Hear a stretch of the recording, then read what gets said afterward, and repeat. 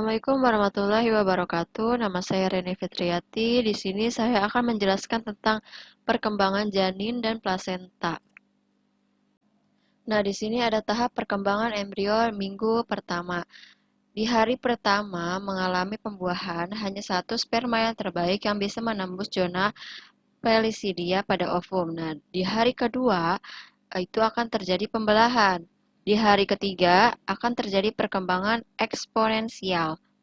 Lalu di hari keempat akan terjadi pertumbuhan blastocista yang disebut dengan perkembangan embriologi dua lapis. Lalu di hari kelima, blastocista akhir terjadi di hari kelima mulai mendekat ke lapisan rahim. Lalu di hari ke-6 sampai ke-7 adalah proses bridging atau implantasi. Lalu di sini ada tahap perkembangan embrio minggu kedua. Di hari ke-8 pembentukan trilaminer atau pembentukan tiga lapis. Lalu di hari ke-9 mulai ada pulau-pulau tapi belum diisi darah, namanya lakuna-lakuna. Nah, persiapan terbentuknya sirkulasi pembuluh darah antara ibu dengan janin. Di hari ke-10 sampai di hari ke-11 proses implantasinya makin dalam sampai akhirnya kompleks embrio bertemu dengan arteri spiralis. Lalu di hari ke-12, lakuna-lakuna tersebut tadi sudah mulai terisi darah. Lalu di hari ke-13 dimulai sirkulasi uteroplasenta. Lalu di sini ada tahap perkembangan embrio minggu ketiga. Di hari ke-15, embrio bentuknya gepeng. Lalu di hari ke-16 mulai ada lekukan. Setelah terbentuk sirkulasi, darah terjadi di minggu kedua, di minggu ketiga sampai 4. Yang paling krusial adalah pembentukan sistem saraf pusat. Lalu di sini ada tahap perkembangan embrio minggu keempat. Nah, di minggu keempat ini tabung saraf masih proses. Di sini juga yang berkembang lapisan tropoblas persiapan untuk pembentukan plasenta. Lalu di sini ada tahap perkembangan embrio minggu kelima. Hari ke-29 mulai muncul tunas lengan dan kaki. Di hari ke-30 mulai terbentuk wajah, di hari ke-31 usus sudah mulai terbentuk, dan sistem penginderaan mata juga mulai terbentuk di minggu ke-5. Lalu di sini ada tahap perkembangan embrio minggu ke-6. Di hari ke-36 terjadi hernia umbilikubis, penonjolan tali udel. Di 37 perkembangan wajah, di hari ke-38 pembentukan otot, di hari ke-39 kandung kemih terbentuk, di hari ke-40 tonjolan telinga mulai terlihat, di hari ke-41 mulai terbentuk jantung, di hari ke-42 pembentukan jari. Lalu di sini ada tahap perkembangan embrio minggu ke-7. Di hari ke-43 terjadinya pemanjangan jari dan tangan. Di hari ke-44 perkembangan wajah, di hari ke-43 perkembangan jantung, di hari ke-47 terbentuknya tonjolan genitalia eksternal. Itulah pembentukan 2 bulan pertama. Lalu sekarang saya akan menjelaskan tentang perkembangan janin. Nah, periode dari permulaan minggu ke-9 sampai lahir itu disebut sebagai periode janin.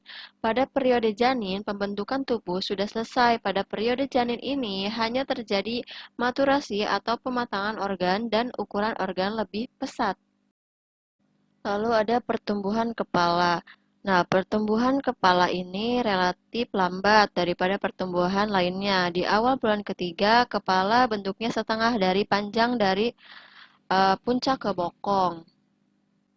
Di akhir bulan kelima, ukurannya mulai berubah rasionya, jadi sepertiga dari panjang puncak ke tumit. Pada akhir kehamilan, saat menjelang persalinan, ukuran kepalanya cuma seperempat dari panjang puncak sampai ke tumit.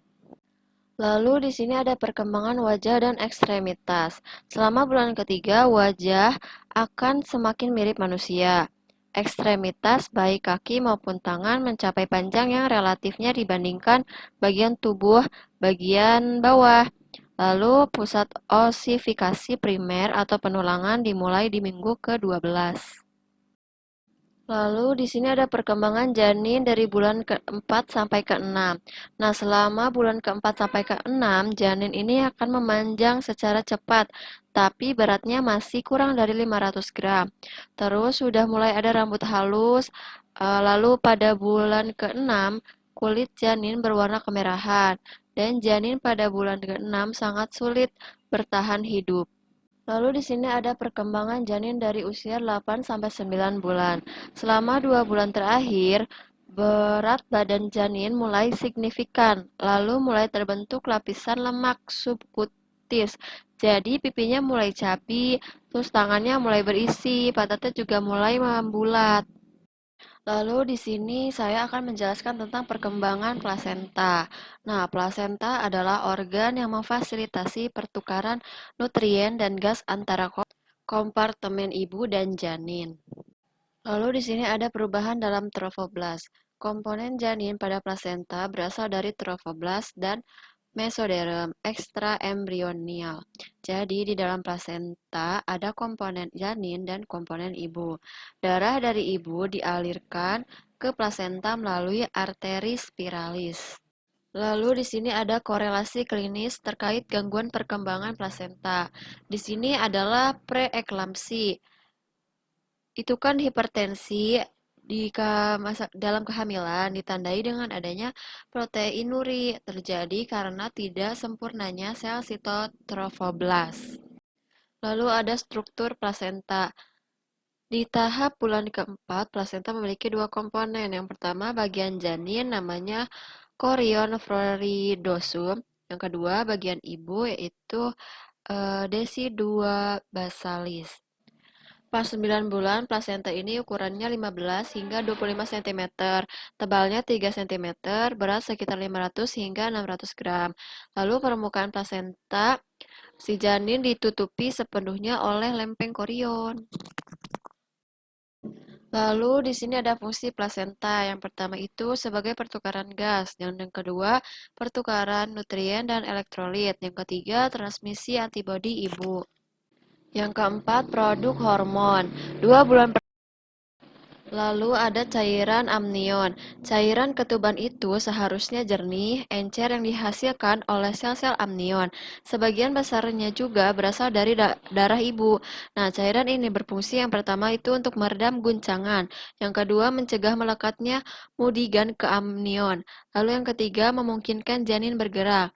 Amnion ini setiap 3 jam sekali diganti. Nah, caranya itu cara menggantinya adalah si janin menelan cairannya, kemudian cairan tersebut dia pipiskan lagi, tapi sifatnya steril. Lalu yang terakhir ada tali pusat. Pas lahir, tali pusar atau tali pusat ini berdiameter sekitar 1-2 cm dan panjangnya 50-60 cm. Di tali pusar normalnya ada 2 arteri dan 1 vena. Mungkin cukup sekian yang bisa saya sampaikan atau jelaskan. Mohon maaf bila ada salah-salah penjelasan. Assalamualaikum warahmatullahi wabarakatuh.